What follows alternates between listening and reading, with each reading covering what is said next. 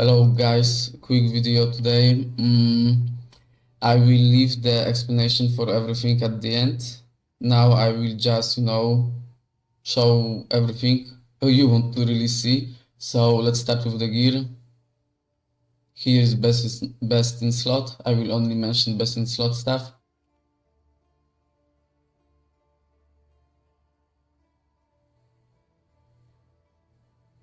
Best in slot, I guess, if you want to, like have some energy shields, if you want to go full mom, you don't really need that amulet, but I will talk about it later. Here it doesn't really matter. Okay.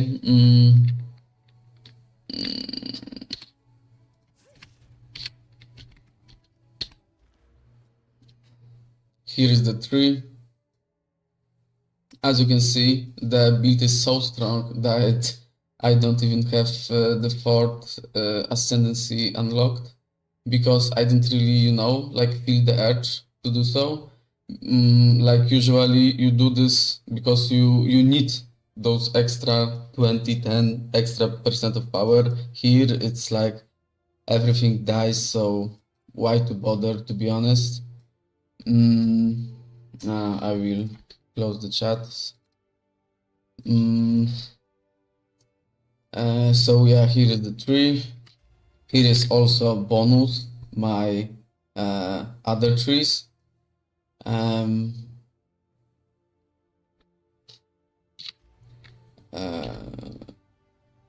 Gems.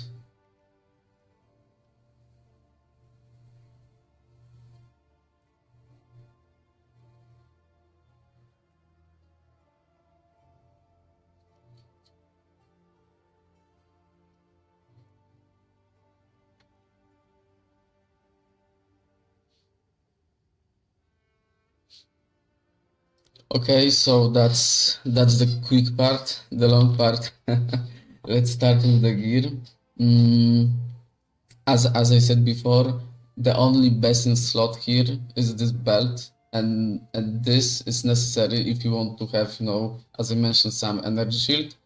I like to have some energy shield because I believe going full mom without proper rings is awful because like you can die to some stupid shit because you used, for example, tempest and your mana is slow and you get hit by by somebody koch and you just die. So I don't really find the mom really useful, really really good beside the really late game scenario. Yeah, so the rest of the gear is just get as much of energy shields with like best in slot uh, features, like here the highest movement speed, here of course also the rarity is important because if you play this game without rarity, you play this game wrong, to be honest. So yeah, so the most important features on gear are ES, rarity, and some body parts specific features like movement speed, like all spell skills here and here. Yeah, here cast speed, for example. But best in slot would be breach rings with both maximum mana and mana regen, because the build, even without mom, is really mana hungry, as you can see. So yeah, we need a lot of mana regeneration. So that's it.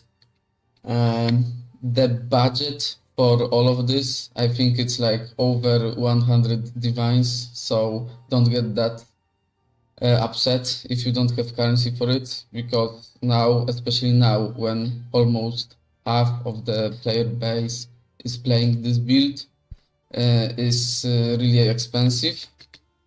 Yeah, about the skill tree, the most important stuff I believe is not taking mind over matter if you don't have, like breach rings, because you will die and you will be missing mana all the time, and you will be crying that the build is so squishy and so slow and everything. So just don't pick it.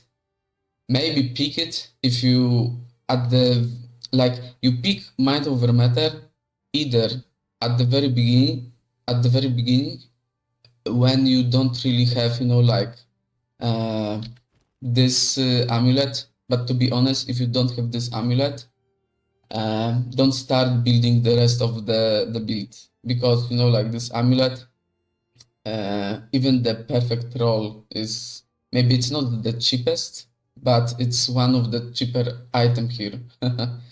So that's it. But yeah, the most important stuff here, I believe, is this mana recovery rate note. A lot of people don't take it because, oh, it's only mana regen, I don't need that. And then they crying that they cannot, unlock their full potential. So this is important. Here you have to take this and this and this to have, some energy shield. If you want to be more squishy, you can, not really take those, but even for me, it's useful. Here, it's also necessary for the spark to stay longer, Also, this node is necessary because it boosts arcane search, and we have, constant and arcane search here. So yeah, I think like the current setup is really well optimized between bothing damage and mapping, I would say, because you can find out the version of this build when people go full crit crazy. It's also the way, but I believe it's not that fun, because to go full crit crazy, I guess you have to go full mom. So that's it. Yeah, because you have to have those extra points to respect into full crit. The jewels or jewels, I don't know. Those are also necessary. The magnitude of shock with the best in slot. The best in slot is magnitude of shock and meta skill gain. Because you have to get this breakpoint on the jewel here. Where is it? You need at least 151% of energy gain modifier to be able to proc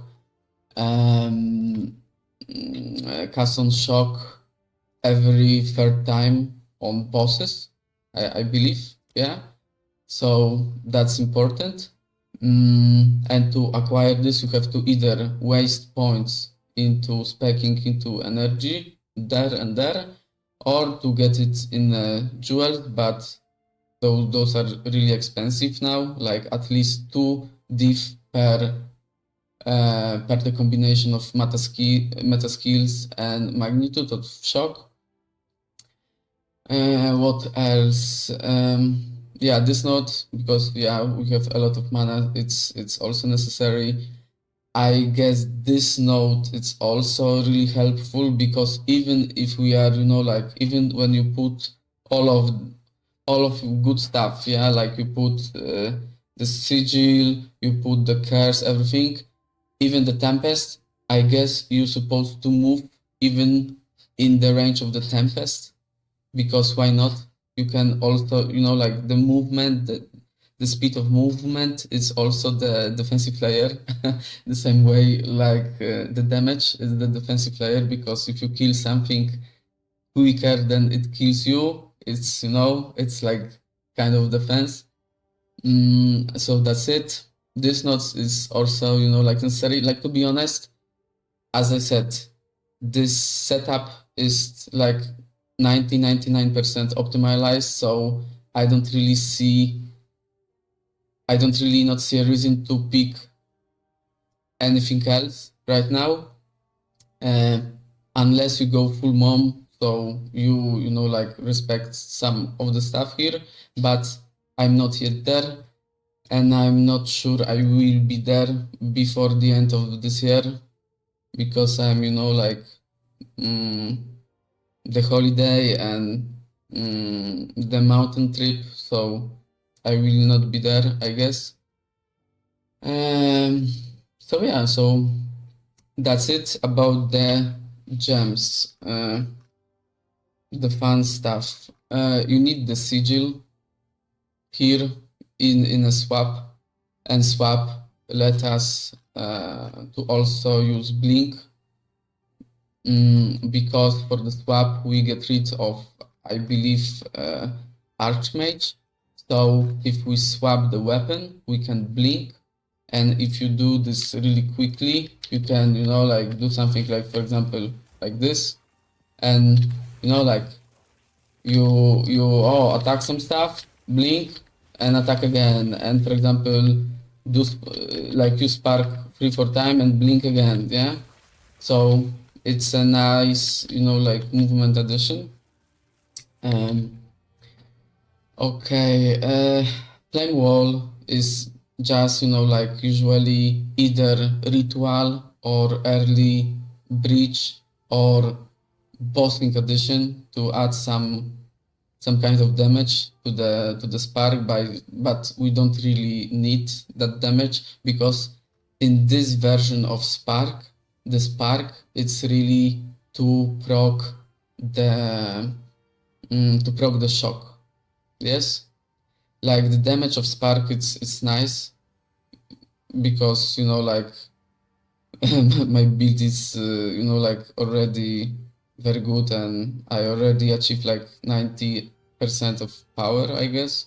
So yeah, the spark DPS is high by itself, but the true reason for spark here is to proc the shock, to proc this custom shock, yeah.